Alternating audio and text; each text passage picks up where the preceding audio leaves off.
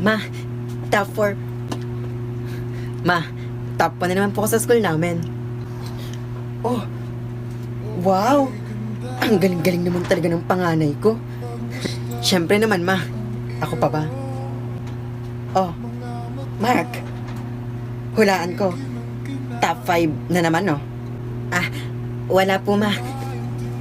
Top 4 na po ako. Aba.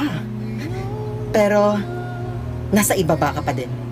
Top 4, it's still top 4. Walang-wala ka sa kuya mo. Tumino ka naman kahit konti. O anak Makoy, magbibihis lang ako. Magsha-shopping tayo. Sige ma. Salamat. O ikaw, maglinis ka dito ah. Siguraduhin mong pag-uwi ko, kumikintab yung bahay ah. Opo ma, maglilinis na lang po ako dito. Ingat po kayo. Ma, salamat dito sa pinamili mo ah. Walang anuman anak.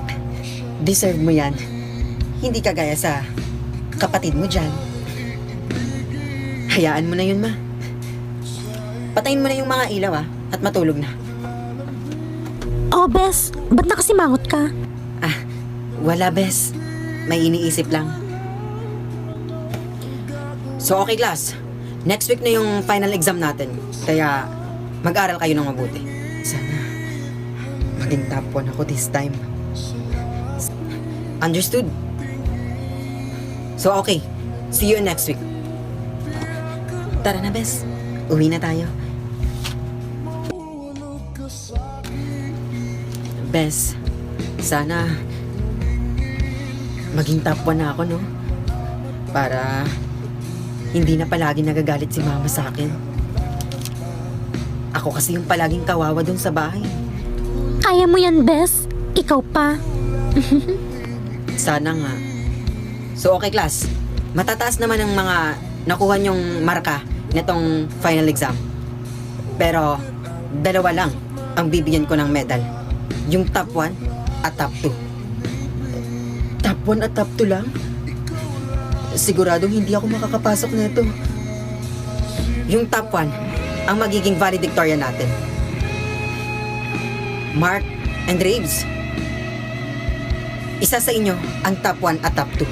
Isa-isa ko kayong tawagin at pupuntahin sa aking office para tignan ang inyong mga marka.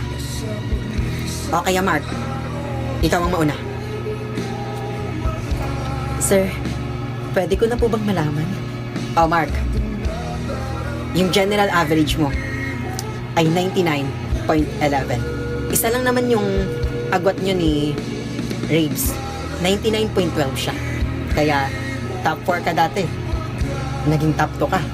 Congrats. Sir, wala na po bang ibang paraan? Siguradong patay na naman po ako nito kay mama. Itatakwil na talaga ako neto.